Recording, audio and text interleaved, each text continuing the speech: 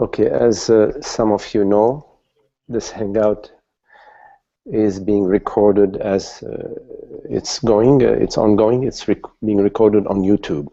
So you will have an opportunity to see it, to view it on YouTube whenever you care to.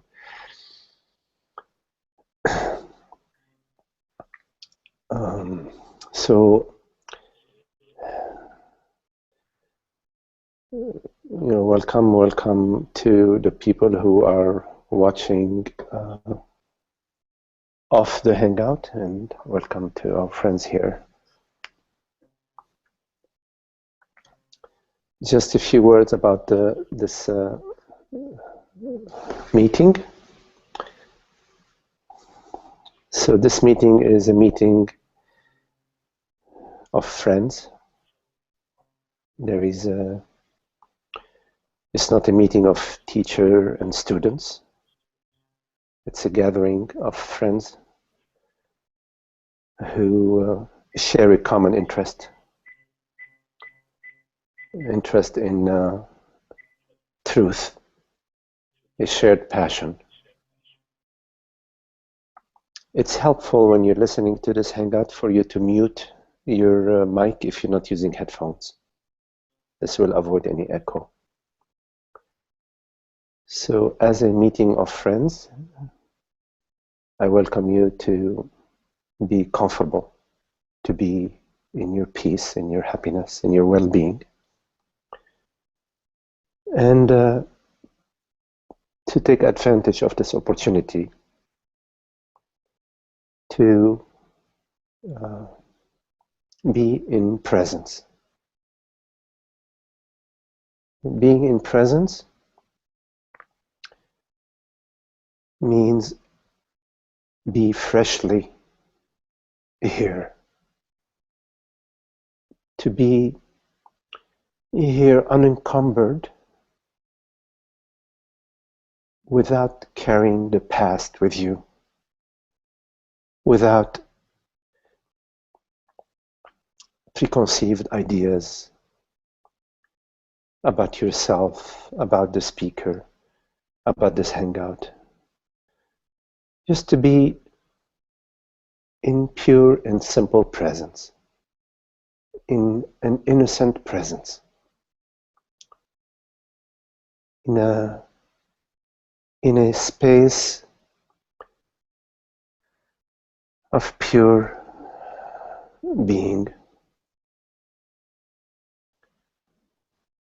celebrating your freedom, celebrating this moment of tranquility.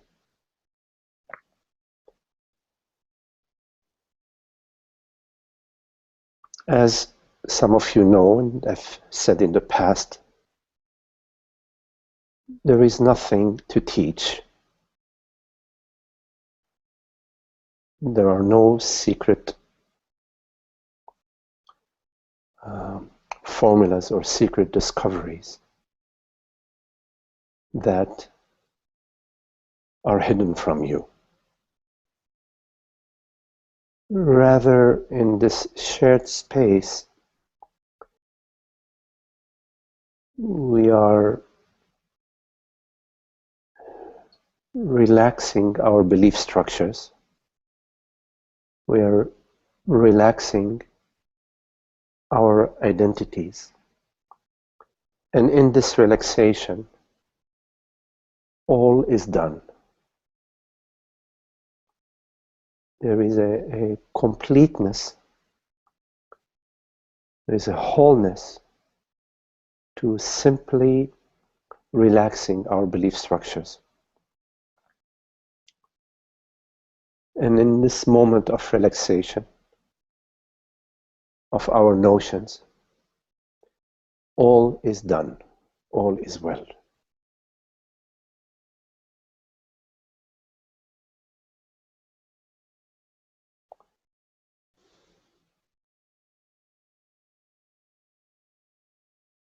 So rather than starting from places of separation and isolation, we meet in presence.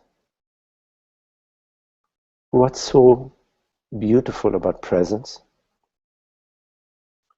is that presence has no borders.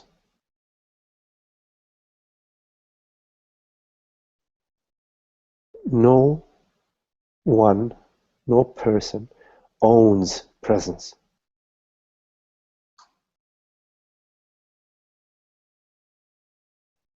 It is available freely, unconditionally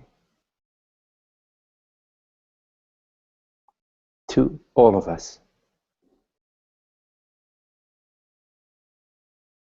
And we can celebrate this gift, the gift of consciousness, the gift of presence, by turning our attention to it.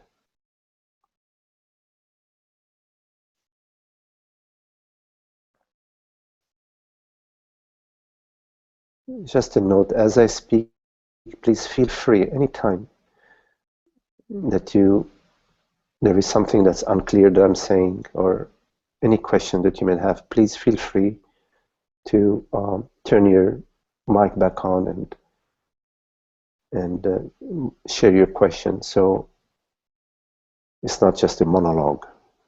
It's really important for us to be together. Otherwise, what's the point? So coming back to presence, what's so beautiful about presence is that it is available to us whenever we turn our attention to it. Whenever we ask ourselves, what am I truly? What is the reality of this moment, of this experience right now? We come onto presence. Because the question is being posed from our passion, from presence itself, from consciousness itself. This question is being posed directly to consciousness.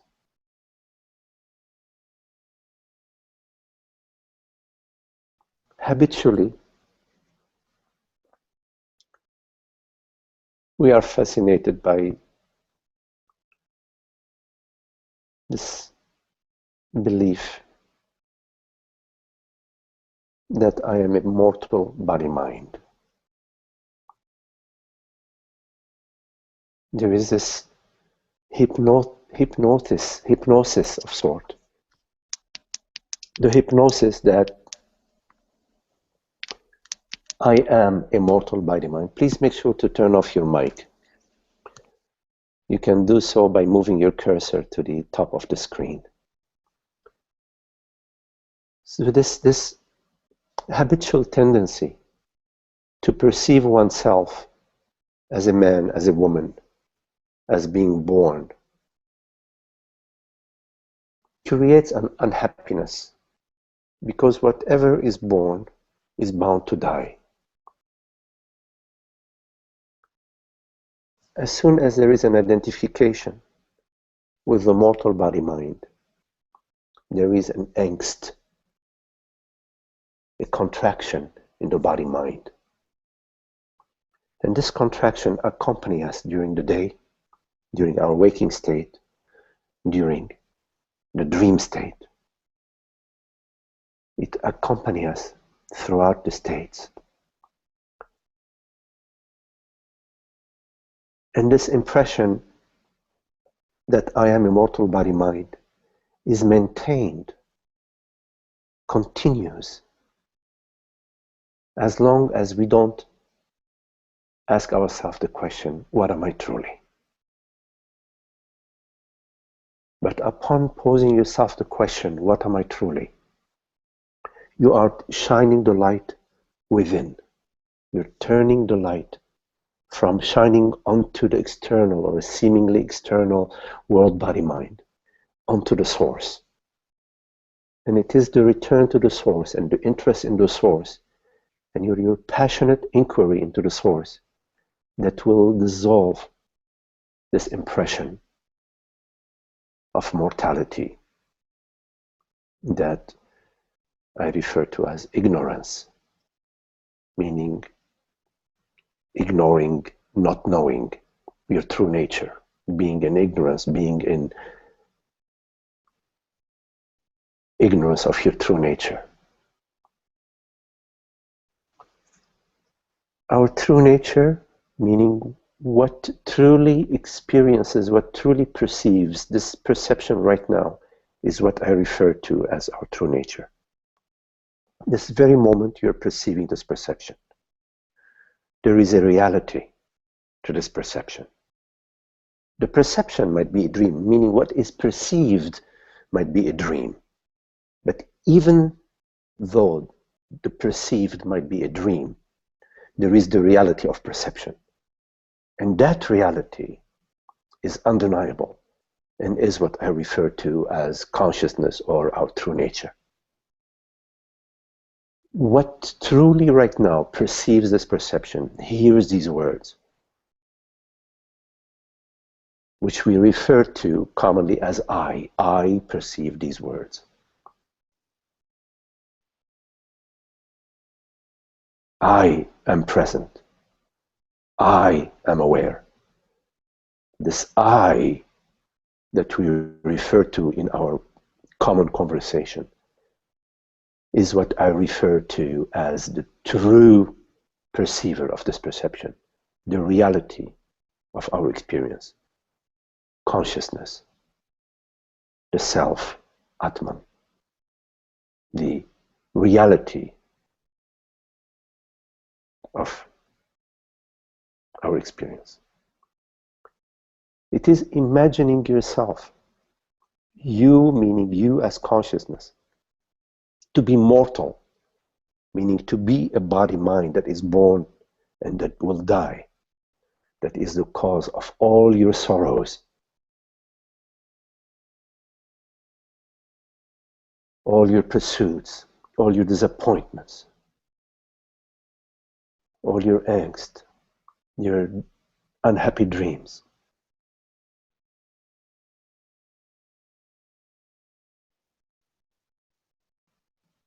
In fact, you are not a mortal body-mind. You're not a woman. You're not a man. You are consciousness.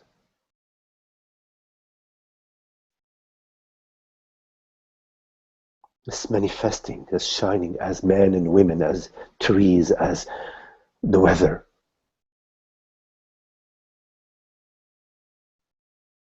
The source is pure presence. If you look at the fields, in agriculture, you look at the fields and you see some bamboo growing, some rice growing, some apple trees growing, some alfalfa fields growing. All the growth is through the nourishment from the source, the pure stream that comes and feeds and nourishes all the fields, the rice fields, the pear tree fields, the orchards, the sugarcane fields.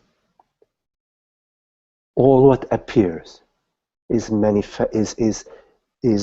sourced, is fed, is created from the source, from the one source. To make it simpler, right now, this perception that you perceive is only possible through the unperceived awareness. It is the unperceived awareness that makes this perception possible. Without awareness, without the eye of awareness, the eye of consciousness, there are no world, there is no world, no body, no mind. All what manifests refers to consciousness.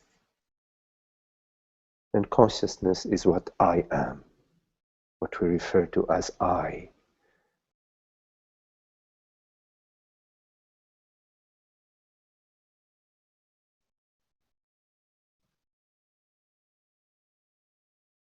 So the spiritual journey is a recollection of sort. It is as if you had some sort of amnesia and you forgot your true nature. And the spiritual journey is not for you to discover your true nature, because you already are the self, you already are consciousness. But to wake up from the dream that you are something else, that you are a mortal object, to wake up from the unhappy dream that you are a mortal body-mind. There is no happiness in the belief that you are a woman or a man that is born and will die. There is no happiness there. There is no happiness in the world. There is no happiness in the body-mind. Happiness is what the self is, what our true nature is. And it is causeless. It does not depend on an experience. It does not depend on health and wealth and working relationships. It does not depend on the fulfillment of feelings, on the satisfaction of desires. It is beyond that. It is complete freedom. Conditionless presence. And this conditionless presence is what you truly are, what perceives this perception right now, the reality that perceives this perception right now.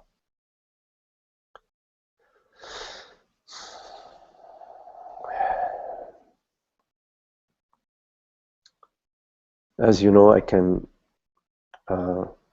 talk about non-duality and what the non-dual experience is.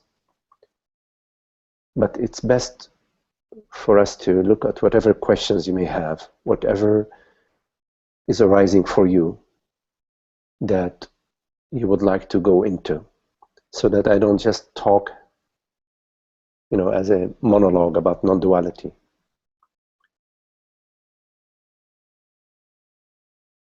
Whatever questions you have that need clarification or need to be explored together, we can explore them together in this space of peace and friendship. So please feel comfortable and feel free to explore whatever you need to explore or you feel like exploring. Hello, Ananda. Ananda writes, when we turn the light of awareness within, the outward or objective realm becomes so bright, vivid, and alive. You have talked about the happy dream. How to enjoy the dream without losing the inner focus? Ananda, there is no way to enjoy. Please make sure you mute your mic. There is no way to enjoy the happy dream as a person. The happy dream can only be enjoyed upon the revelation that I am consciousness. I am this universal consciousness, not personal, not limited to a mortal body-mind, not born and not destined to die. Bodies are born and destined to die. Forms arise and dissolve moment by moment, instant upon instant. There is a new creation and a new dissolving. Please make sure you mute your mic. So it's moment by moment manifestation is created, maintained, dissolved, destroyed. But in terms of the happy dream, to enjoy your life, to celebrate this precious gift, this wondrous non-event that is consciousness, to celebrate that, and to celebrate happiness, causeless happiness. You cannot do so believing that you are a mortal body-mind, that you're a man or a woman that is born and bound to die.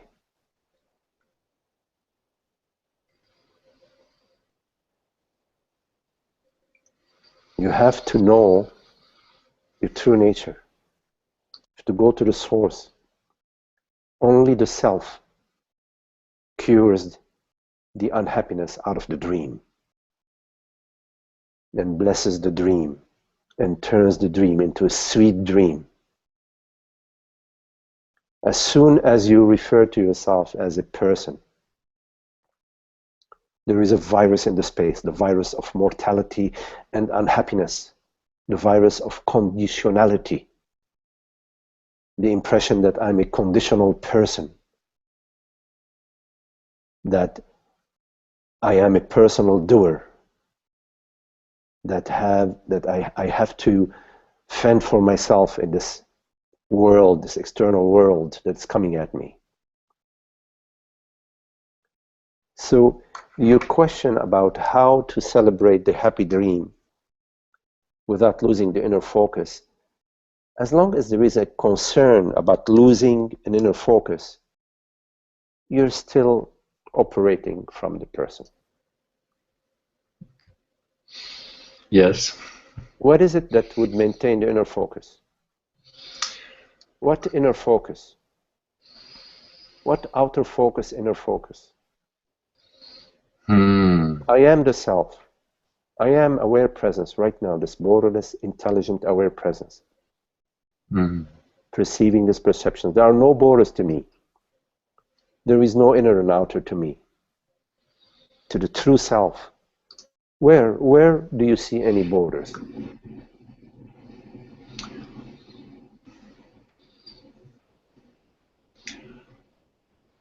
What is it that you are dividing into happy dream and unhappy dream? What is it? Right now, in this very moment, what are you?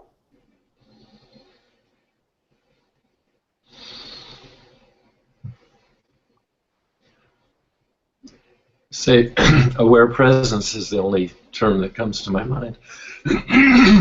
Absolutely. What other moment is there? Why do you leave? Why do you leave what you truly are and imagine yourself to be somebody that needs to accomplish a certain task, that needs to have a happy dream and work it and find a way to it and maintain it, and now here you are in the unhappy dream worrying about maintaining a happy dream. It's an unhappy dream to be concerned about maintaining a happy dream. I have no such concern. You referred to like a virus in the system, like a virus, the belief in limitation, and it's just like that. It's like there's some file, I don't even, kind of an arbitrary file popping up on the screen, and what it says seeming to be important. That's about all I can. Press the delete button. You press the delete button. You recognize it. You recognize this me that comes back again. Oh, what do I need to do now? Let me see. What do I need to do? So as soon as you go into what do I need to do now? What should I do? What do I need to maintain? In a way, you've moved away from just the presence, the openness of presence, the borderless presence, the peace that is. You've taken on a concern. You've taken on a task. Of course, there are tasks you need to do. You need to go to the market, to buy some vegetables to cook dinner. Yes, that's understandable. But psychologically, you don't need to do anything. Okay, you need to wake up at 6 o'clock maybe to be at work at 6:30. So you set up the alarm, but that has no psychology in it. That's strictly at the mechanical, at the functional level. But this concern about, oh, what do I need to do to maintain my inner peace and my inner happiness? That in itself is a movement away. It's not a movement to the source, it's a movement downstream. So instead of moving downstream, move upstream and ask yourself, what is it? What is it that is asking this question? What is it that is seeking? What is it that is seeking something? What is it that is seeking, you name it? What is it that is perceiving this perception? What is it that is perceiving this thought? What is going on right now? What is happening right now that is real?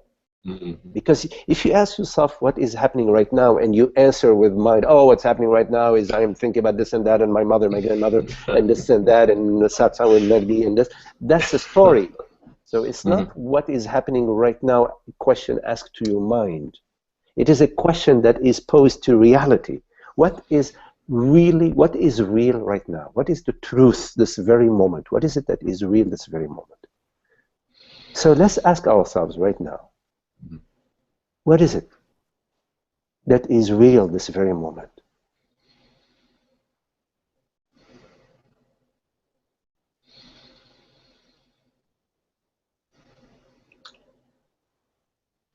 What is the truth of this very moment? What is it that does not come and go? What is it that is not one moment saying this and then saying that and then saying this about my children and then saying, oh, about my girlfriend, oh, I need to be alone, my wife, my work. What is it that does not come and go? What is it that is real right now? Because what is real cannot be something that comes and goes. That's relative. The relative is what comes and goes. Yes? Yes. What is it that's real right now that does not come and go?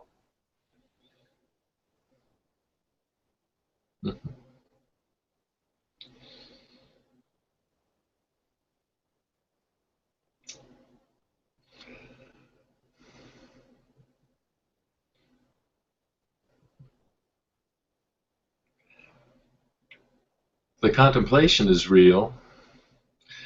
It feels like that's a halfway step. When I say aware presence or something, that feels like the name of God, so to speak.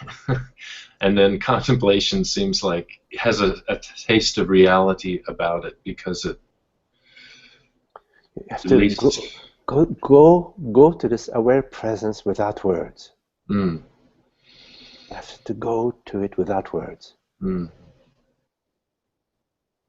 Go to that place where there are no words, where there is not a thought. Because there is nobody you need to ask to answer the question to. It is a question to oneself. It is a question to oneself. And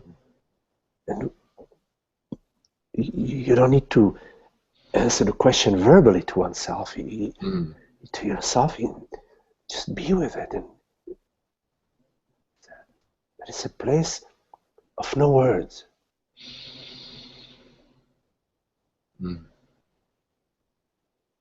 What is it that is really real, really true, that does not come and go? And yet, all sorts of images appear and keep changing, appearing and disappearing, no problem. What is it that has no problem? That is not up and down, a roller, that is not on the roller coaster ride. What is it that is untouched and unmoved in this very moment? Because reality, truth, cannot be something that gets touched and moved by events. That's the relative realm. But the absolute realm, the realm of reality, the realm of truth, which is, there is a truth right now, there is a reality right now to this experience. No matter if the experience might be a dream, there is something real right now that, let's say, perceives this dream. So what is real, what is true, cannot be conditioned or conditional upon anything. What is it right now that is not conditional?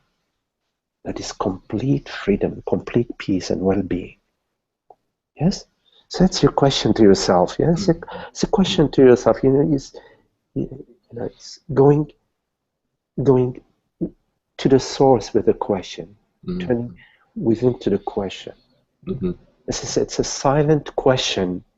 It's a silent question from oneself to oneself, from the self to the self. What am I truly? What am I truly?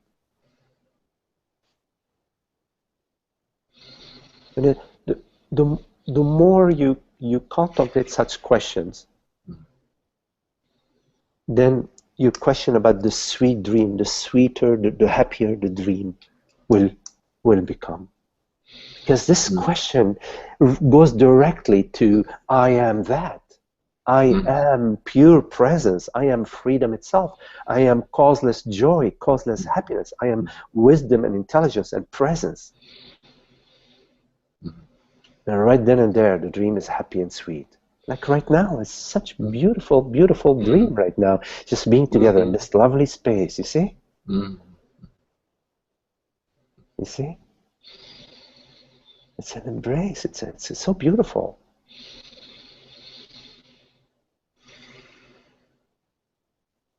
And the affairs of the world take care of themselves. There is something that needs to happen with the children, with the girlfriend, with the parents, with the partners at work. This situation arises, there is intelligence. Oh, well, I need to do this, I need to do that. Let me see if I can, let me try this, try that. You contemplate, well, what is the best way of dealing with the situation? You take your time, you look at it. When you don't have time, well, you don't have time. You need to make a decision, you make it. But otherwise you contemplate, and then some pieces come together. You say, okay, well, I think that I'm going to say no to that, or I think I'm going to talk to this person about how they talk with me and offend me in the way they talk to me. I'm going to explore, see if there is room to talk with them, and invite them for a cup of tea and see if I can talk with them. And my children have a little issue, of upsetness and getting mad. Let me see if I can sit with them and explore with them what is anger for me. And let me see if I can share with them my experiences with anger and my understanding about emotions. You follow? So all that is available. All that is available. We don't need to sit down and sort of be worried about it. It's available as consciousness has all these skills already in the entire universe. All these qualities are already downloaded in the entire dream. Like gravity is downloaded into this mass we call the Earth that prevents us from crashing my head on the ceiling, right? And my bottom is well seated on the chair, you see. Right. The psychological, the logistical, it's all like gravity. I see. That's a beautiful metaphor. Yes. So we can relax around that. We can relax around that. And it's really important to understand that whenever we move away from consciousness to the identification as a man, a woman in time and space, there is unhappiness. And the more you continue down that path of me and her, me and him, me and myself, me and the unhappiness is maintained. You have to find that for yourself. I'm just sharing with you my own understanding, but it's more important for you, for each one of us, to realize that, to see that process within ourselves, and to explore the possibility of not maintaining this belief structure Mm-hmm. that I am a mortal man or woman. Yes. And then there's all these secondary ideas like whole philosophical systems get built around forgiveness or maximum health or just a variety of things, and I can see that they're all based on. Can you hear me okay? Yes, I do. I do. Oh. I can see that they're all based on not having dropped to this deepest place that you're pointing to. Yes. Yes. So. Yes, because consciousness is love. It doesn't try to love. It is love. It's like the ocean that doesn't try to be wet. It is, it is the ocean. It is already. Mm-hmm. So what is it that would forgive, you see? So, but they are important. These are important along the path. Along the path, it's important to follow these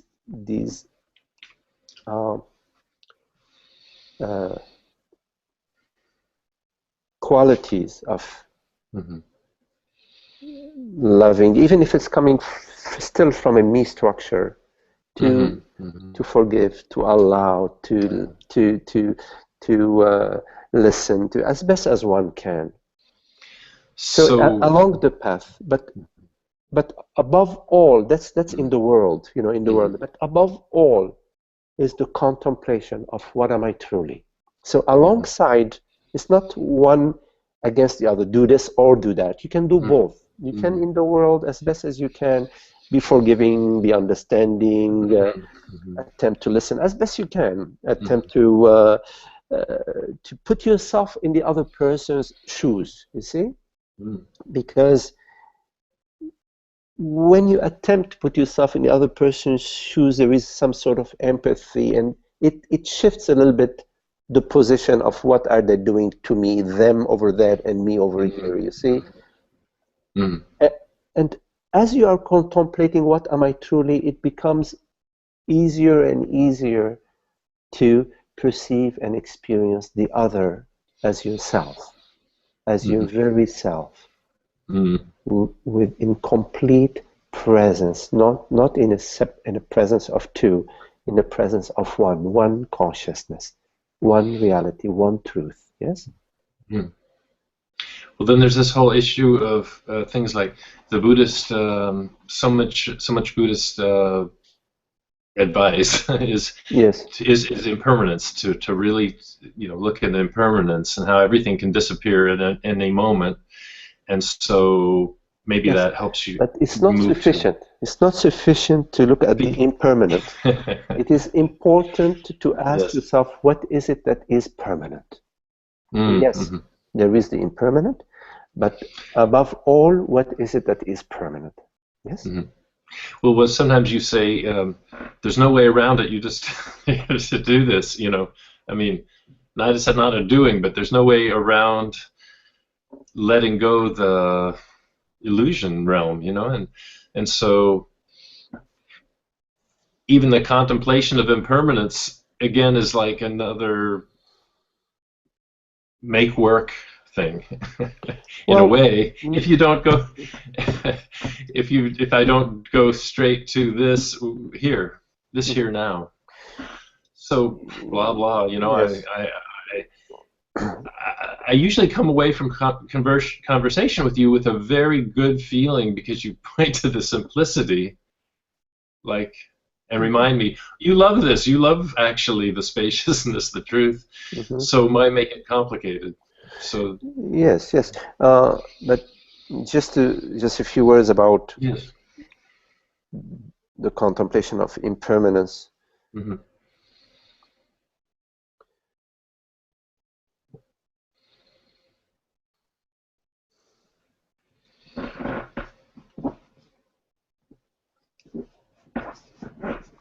So in the non-dual teaching,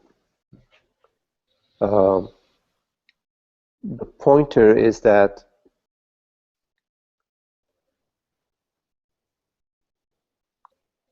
there are events that appear, such as thoughts, perceptions, and sensations. Like right now, there is this perception. There might be some thought. There might be some bodily sensations. And of course, these events are just events that appear and disappear. There is a creation and there is a destruction. So this a certain thought appears and is dissolved. It dissolves. Okay? So there is an impermanent quality, you could say, to the world, body, mind, to thoughts, perceptions, and sensations. That's very clear. It's not so difficult to understand.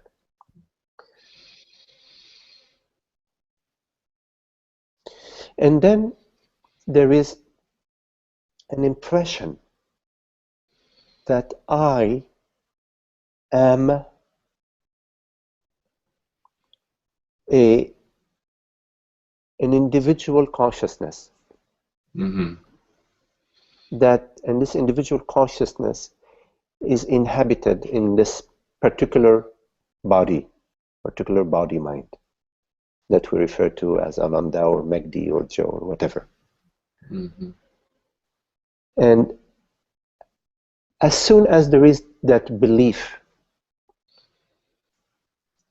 and when I say there is a belief, there is an agreement. In other words, there is a yesness to this belief, because a belief without you saying yes to it is not a belief, right? Yes. So if there is a belief that there are dinosaurs that are roaming in the garden right now, and I'm not saying yes to it, it's not really a belief. Yes. So there has to be a yes. I have to say yes to this belief. There are dinosaurs out in my garden, and then I'm going to feel very terrified, I can tell you that, because I don't have a dinosaur-proof house. Okay, so and they might be hungry, and so there is the belief that consciousness is born when I'm born, when this body is born, that I am this body mind.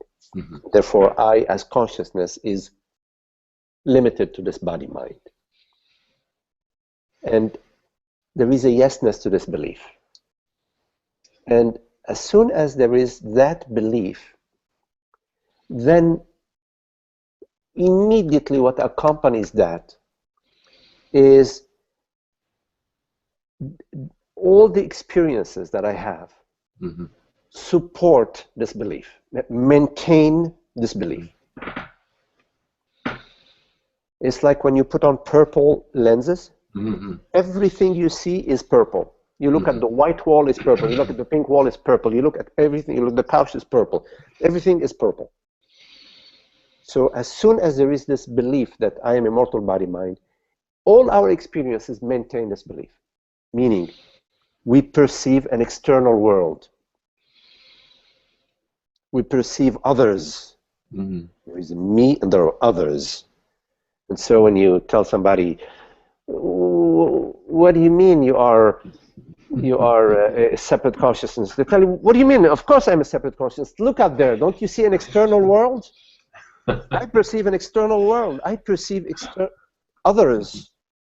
So as soon as there is that belief that I am immortal body mind, that consciousness is personal and limited to an individual, to a person, the world appears as an external world. And my body, its bodily sensations appear as my body. So there are no longer just bodily sensations. No, there is my body. There is an experience of my body. Yes. And thoughts no longer seem to be just events like the weather. They're my thoughts. I am thinking those thoughts. And I have to think better thoughts, and why did I think the thought? I should have thought that thought. Rather than being clear that we don't think thoughts, there is this strong belief as an experience that I am thinking these thoughts. So from the non-dual perspective, impermanence is not what is stressed out. Stressed? What is stressed? What is stressed is the understanding that not just that world, body, mind events are created and destroyed, that consciousness is the creator and the maintainer and the destroyer of everything, but the understanding that the identification of consciousness with the mortal body mind is the core of ignorance and the cause of our unhappiness. And that this entire belief structure is a dream, is an unhappy dream that can be cured with the revelation that what I truly am is not a mortal body mind, that I am consciousness, and that this consciousness has no phenomenal qualities, is the reality of all experiences, and is universal. So while the Buddhist teaching maybe emphasize impermanence for certain part of their teaching, I did Zen meditation for many years, but this is in the past. The emphasis in the non-dual teaching is not about impermanence, although impermanence is used to basically in some peripheral way in the teachings. It is not central to the teaching. I'm not sure if I'm answering your question. Am I answering? I might have moved away from your question. I was just pointing out, using the impermanence as an example of how mind and words, tend to keep playing with you might say a lesser contemplation than just being here for the unrolling of the whole deal. But you see, thoughts and sensations are perceived. Yes. They're perceived. They have, whatever is perceived is inert, meaning it is not conscious. Consciousness belongs to consciousness, it belongs to the perceiver, does not belong to the perceived. Yes. So you are giving thoughts more power than they have.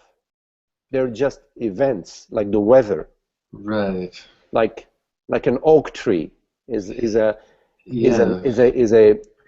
we refer to it as a physical event. A thought, we refer to it as a mental event. Yes. The weather, we refer to it as a meteorological event. Yes. You see, so you're giving thought consciousness, but consciousness only belongs to consciousness. Does not belong to it. Belongs to the perceiver, not to the perceived. Yes, you mentioned gravity earlier, and you mentioned oak tree now. So I see the thoughts are like the leaves falling. Yes, that's beautiful. I'm not saying I understand that I totally know that, but I see the poetry. How don't you know that? Take a thought like let's take. No, at the moment it's pretty good. That's why I like to be here. Pick any thought you want right now. The thought of, gee, if my girlfriend moves in, it'll change everything.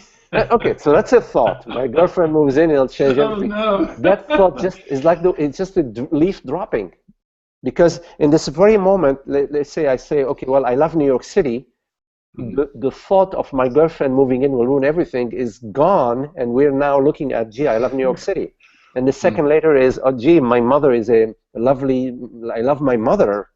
Now it's a different thought. So they're like leaves falling. There is no leaf that falls and just stays like, it falls. That's a nice metaphor. Yeah, thoughts are like leaves falling. So contemplate that. Thank you for your question, Ananda. Thank you. Okay, nice talking with you.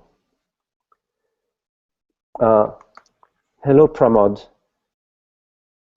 You ask, why do I feel so much fear whenever I explore this understanding? Often my sleep is interrupted.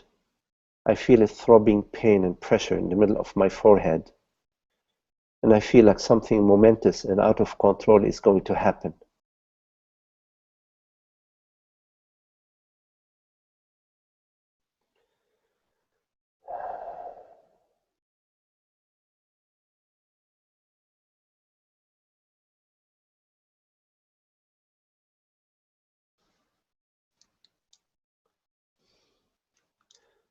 So, Pramod,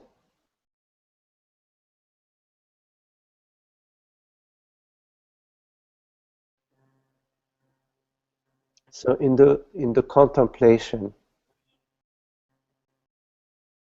of what we truly are, what are we truly? What is it that is real? What is reality?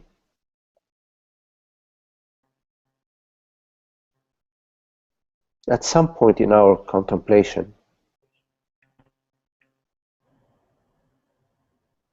the me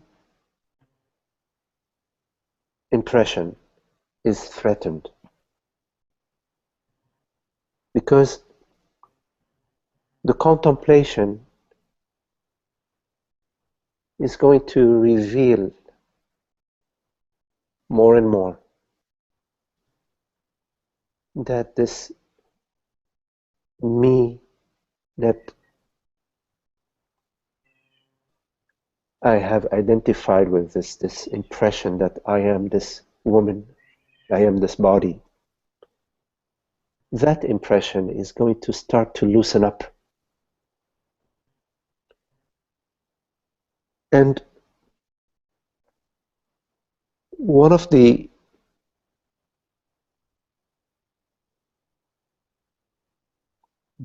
reactions, let's say, that may occur, especially at the body level, at the feeling level, and also at the mental level, is some sort of resistance, initial resistance to that. There is a resistance from this me impression to come to the revelation of the truth. And this resistance takes on two main forms. One of them is at the mental level, is an argumentation, a mental resistance to what is being heard, what is being contemplated.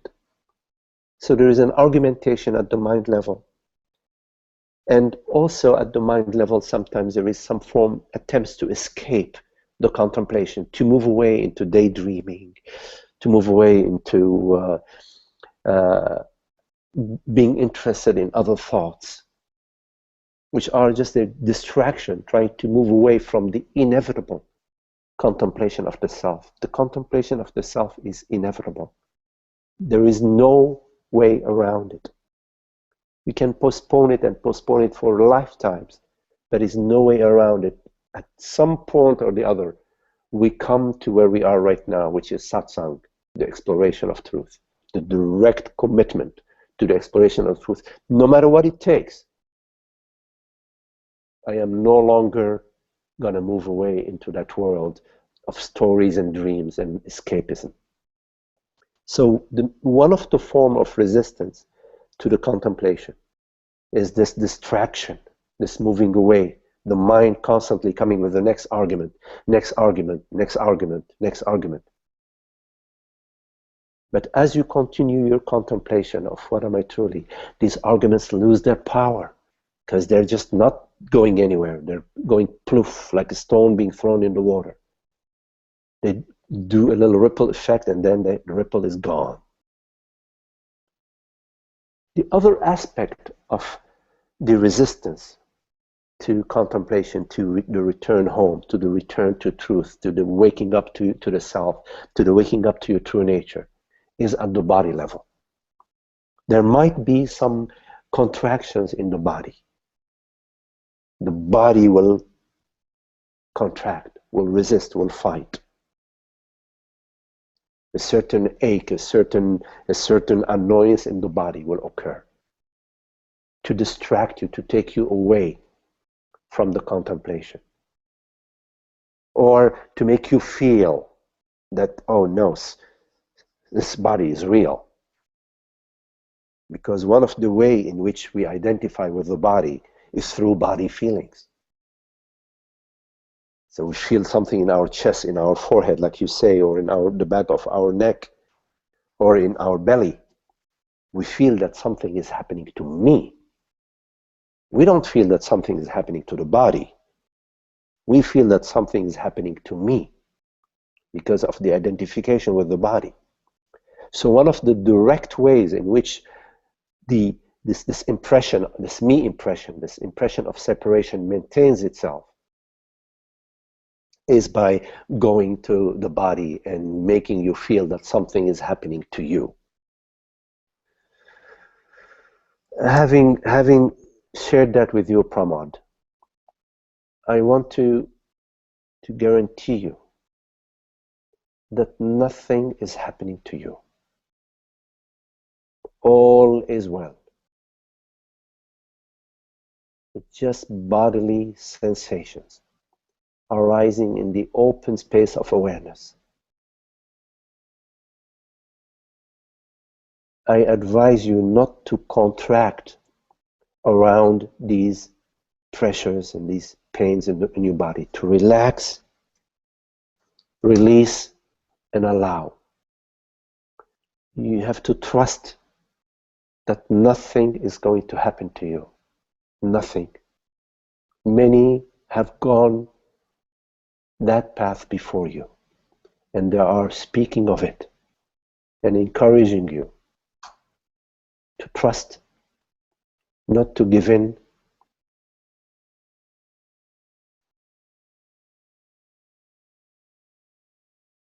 There is infinite space around your body-mind. Your body-mind is made out of infinite space. Allow these sensations to dissolve in the space.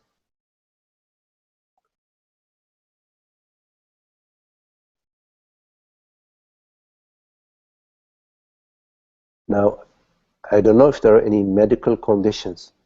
I'm speaking from the perspective, the non-dual perspective, the experience that we go through in our contemplation. And I suspect that the pains that you are having in your forehead and the pressure you're having from in your forehead are just this form of resistance. And you say, I feel like something momentous and out of control is going to happen. Let it happen. The impression of personal control is just a foolish impression that we've inherited, that I am in control. There is no I. There is no me in control. All is well. It is all in the hands of the divine.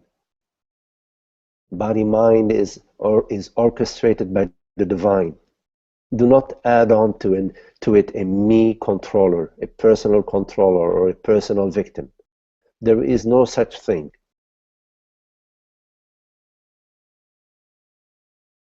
Continue your contemplation. What am I truly? What is it that hears these words? What is the truth? Do it with your whole heart. Do it wholeheartedly.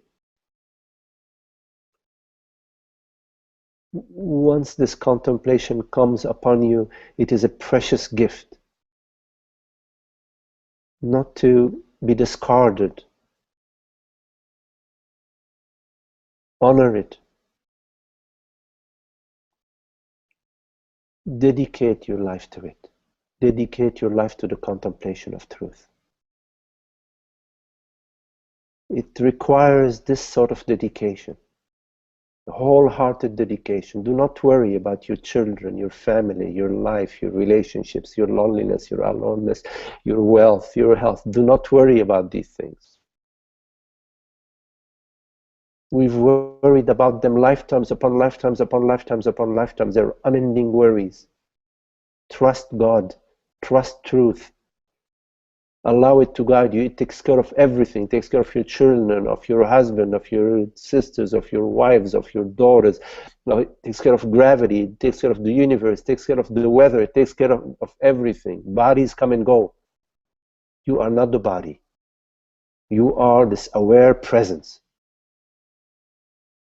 You've never been a mortal body-mind.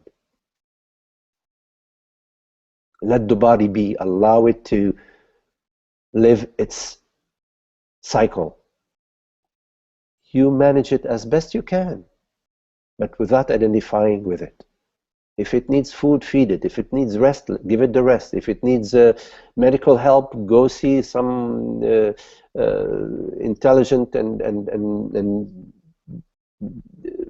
medical assistance that has a more less interested in their profits and in selling drugs. If your body needs a social company, invite friends over. Be open to being with friends and to contemplate friendships. And but you're not the body. You manage. You're the manager of the body. Yeah. So you listen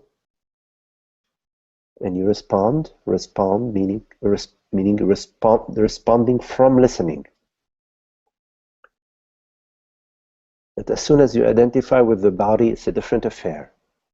You feel like something is happening to you. You identify with the body mind. Oh my God, what's happening to me? What's happening to my family? What's happening to my children? What's happening to my partner? What's happening? What is going to happen to me tomorrow? It's very unhappy, and it's a spinning wheel that does not lead you to any peace, to any happiness. It does not. It's important that you recognize that. So coming back, just a couple more words with your question. Whatever trickery, the sense of separation, the me separation is creating in your body, maintain your contemplation. Continue your contemplation. If there is any medical help that you need, you can seek the medical help. But otherwise, if it's just some sort of pain and pressure and throbbing pain that's arising in your forehead that has to do with your contemplation, that's making you feel that something is happening to you, nothing is happening to you. Nothing ever happens to you. You are beyond all happenings. You are the dreamer of all dreams. But unaffected, untouched by whatever you dream.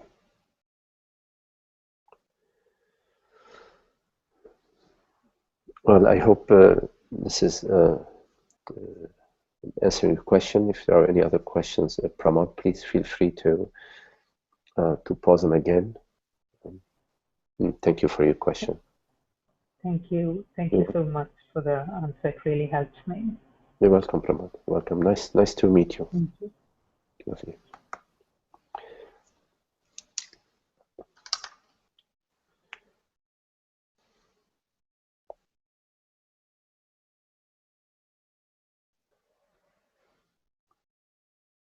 You know, in the Zen tradition, they refer to makyo. They have this Japanese term makyo that refers to, in your meditation, sometimes there are some visions that you have, scary visions, or some demons that might appear out in your body. I had experiences of demons arising out of my chest, years ago.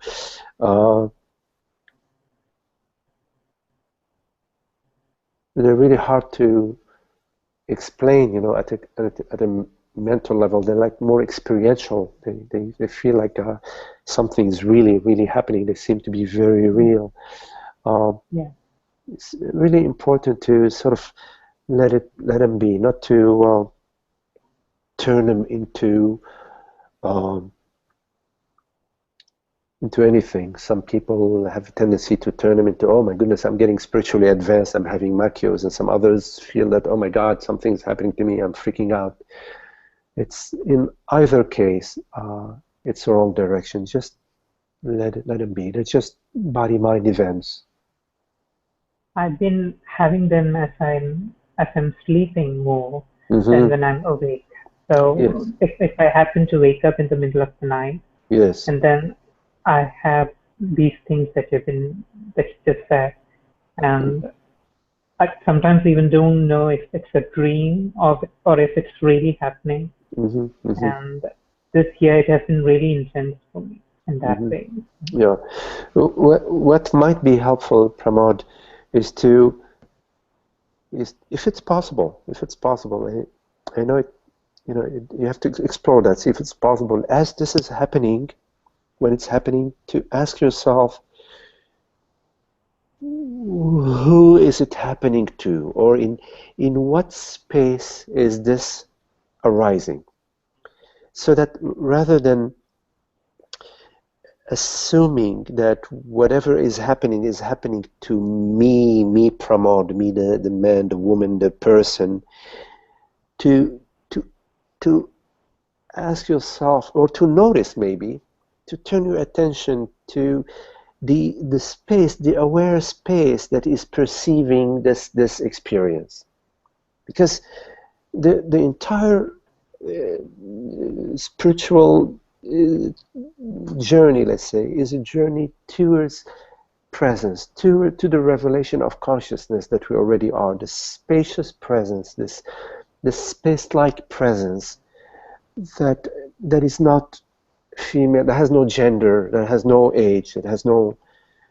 So, if possible, and I know that it is possible, but again, sometimes it might be, sometimes not, but contemplate or ask yourself the question, in what space is this arising? Go to the space in which it is arising, like in a mirror. Let's say there is a mirror and there is an image arising in the mirror of a barking dog or a dragon or a butterfly. Rather than perceiving just what is arising and assuming this is arising to me, go to the mirror, go to the spaciousness of the mirror. You follow a little bit what I'm saying? Yeah, yeah, yeah. See if that's possible. Explore that. In the same way, it's easier to practice that, Pramod, during your waking state. For example, like right now is the waking state. There is this perception, you're perceiving the screen, so you turn your attention, there is the perception, but you turn your attention to the presence, the awareness that perceives. You turn your attention to the awareness. Listen, but being careful not to name this awareness Pramod, or name it, or define it. Just the awareness that's there, that perceives this perception. See, the practice is during the waking state, and there might be a time where, even in your dream state, that you can go to you can go to the awareness that's perceiving this experience. So the practice is during the waking state. Whenever there is a thought that arises, I know there is a tendency to just get really caught up in this thought is happening to me. But rather than to me, ask yourself, turn your attention to the awareness that is perceiving the thought, the awareness that is perceiving the bodily sensation.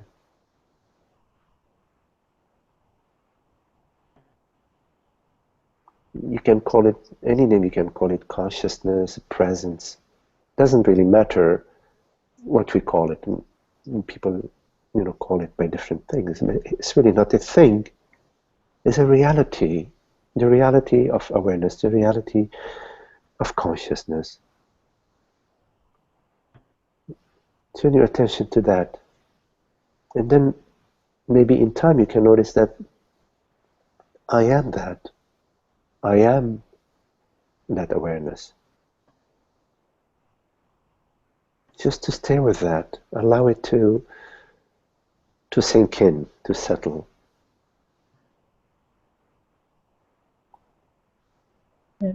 There is so much shaking as well that happens. Like today when you started your meditation and I was following you along, there was this violent shaking, and I could even feel my chair Yes. shaking with me.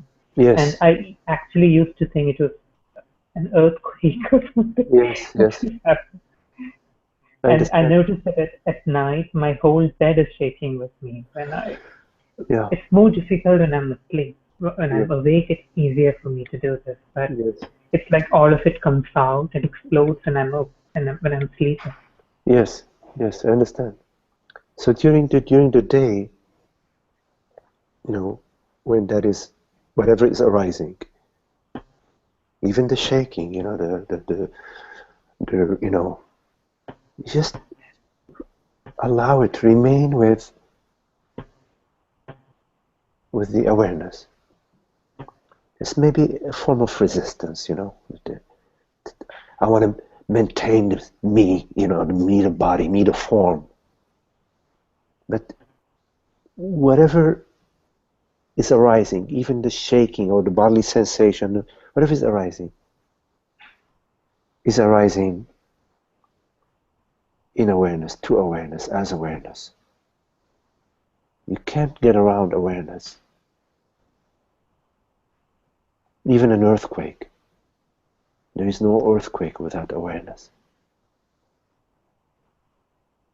You can't get around awareness, consciousness, presence, whatever term you want to use. So there might be an attempt to firm up that I'm the body, I'm the body, I'm the body, I'm the body. You can't get around awareness.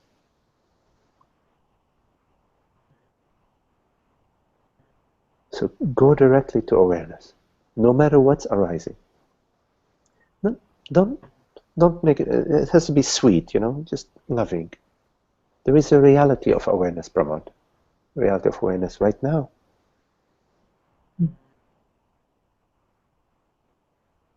And awareness is peace.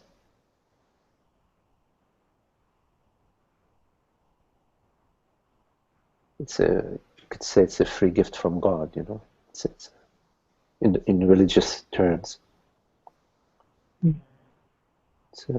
It's peace, it's openness, it's freedom, it's reality.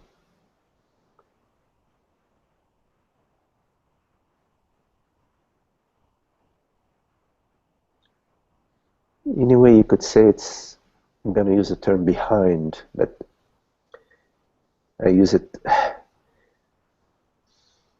using quotation marks. It's as if it's behind everything. I'm using this language loosely. It's not really behind, it's the reality of everything. So contemplate that, work with that, see how it fits. We can take it up again. Yeah? Okay. Yeah, thank you. Namaste to you.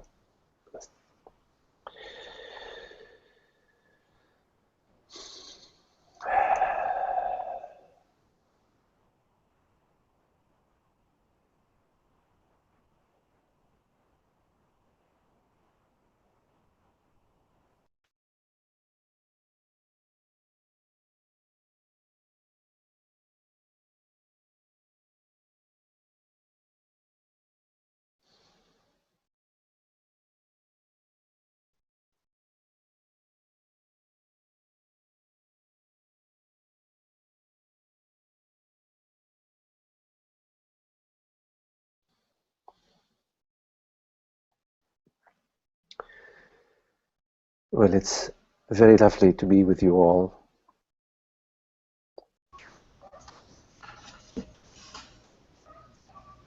Thank you, Magdi. Thank you. Nice to see you, Isaac. And David, all of you. Thank you very much. Very lovely. We'll see you again next week.